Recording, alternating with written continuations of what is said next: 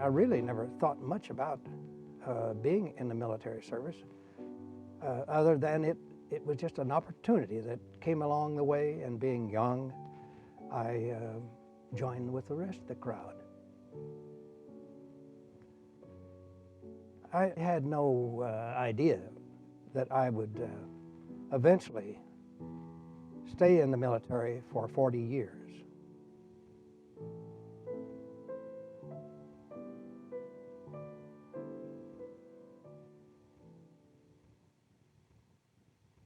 I started Purdue in the fall of '41, and we know what happened in December, the 7th, the attack on Pearl Harbor.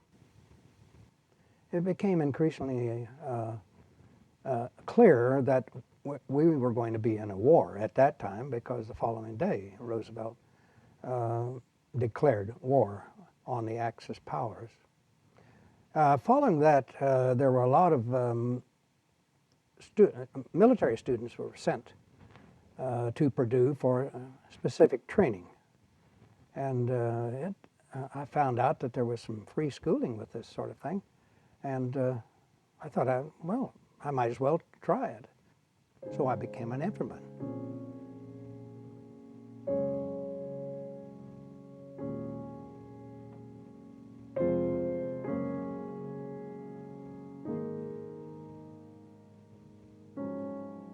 Well, our training was short, and really all we did was really get acquainted with some of the small things of what we thought were combat, and we received orders to go to Europe.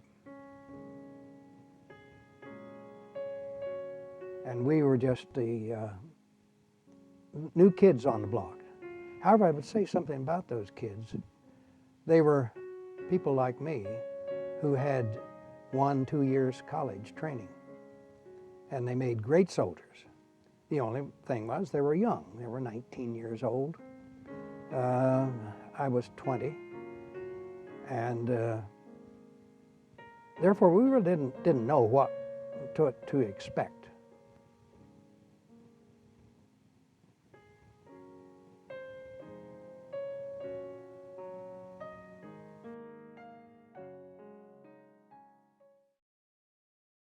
Well, our friends were acquaintances were being moved from one place to another, and I can recall one that we had gone out on a farm in North Carolina in our early training there.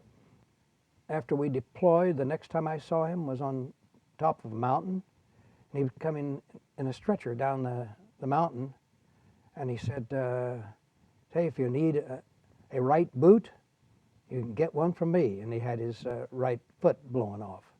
So we saw them in different situations.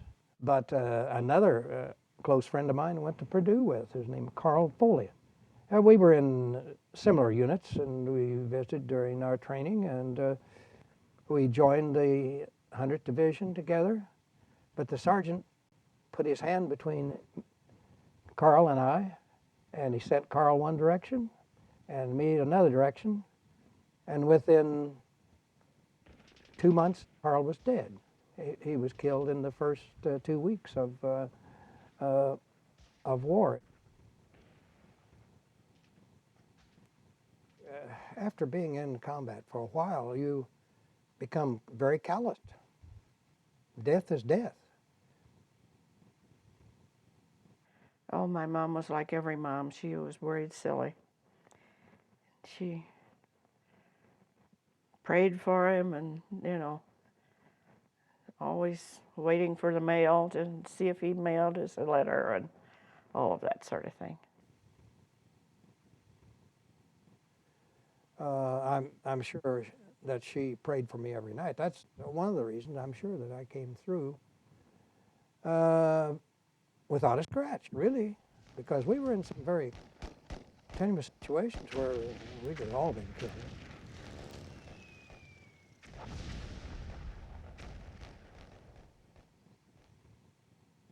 And while I was in London, VJ Week occurred. the end of the war, and of course all pandemonium broke out.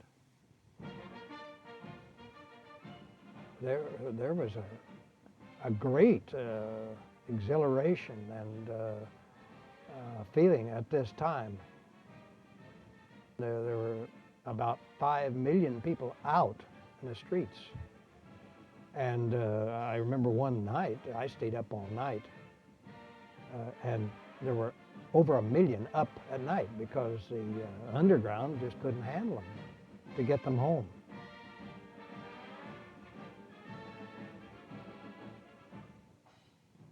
It was a great celebration, and I'm glad to have seen it.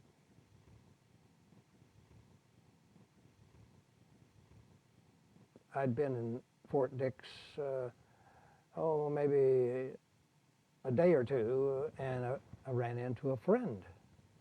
And he said, "Do you want a date?" And I said, "Yes, I want a date." He said, "Well, my girlfriend is a nurse, and she knows other nurses, and we'll get you one." So about 15 minutes before I was supposed to meet her, she decided that she would date me because Mac's girlfriend kept badgering her. "We've got this guy that wants a date, and you're it." We went to the officers club and danced.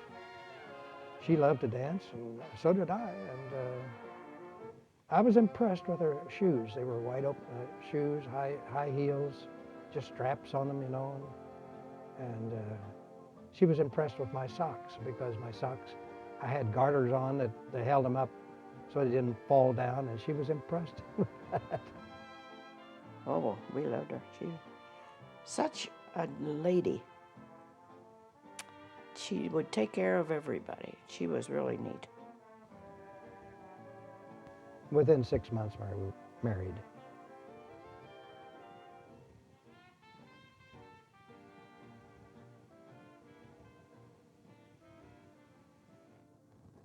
And as we went along, suddenly we were in another war with Korea. Well, I'll stay in just a little longer. I'm drawing good pay. I'm enjoying myself. I'm learning things. And as time goes by, I'll get out.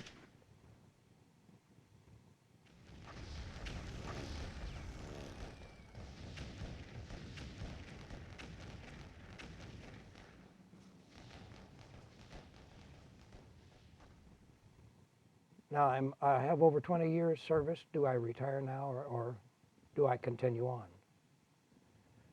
And I thought about it for a couple of weeks, and I said, no, I'm not going out of the service that way. I'm going to do my best and try to attain higher ranking.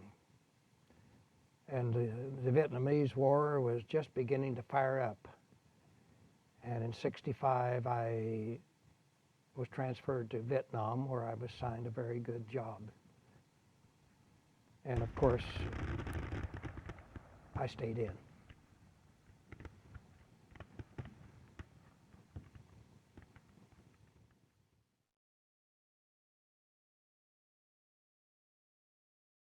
He retired 1 year before I graduated from high school, and we were worried that having been a colonel all this time and in charge of troops, and that he was going to go crazy at the house with nothing to do.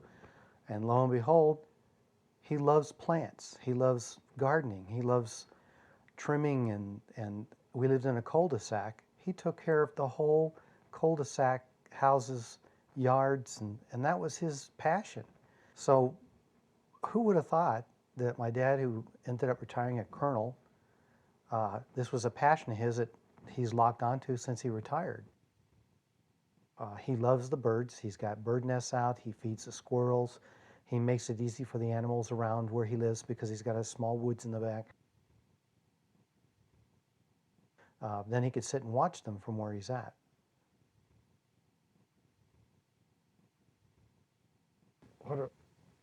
One of my proudest moments while I'm in the service and out of the service. But today I am recognized at these reunions by people that are there in the hotel, places like that. And I've had women come up to me and kiss me and thank me for my service. And I guess I'm proudest that they recognize it. And that is more meaningful than anything.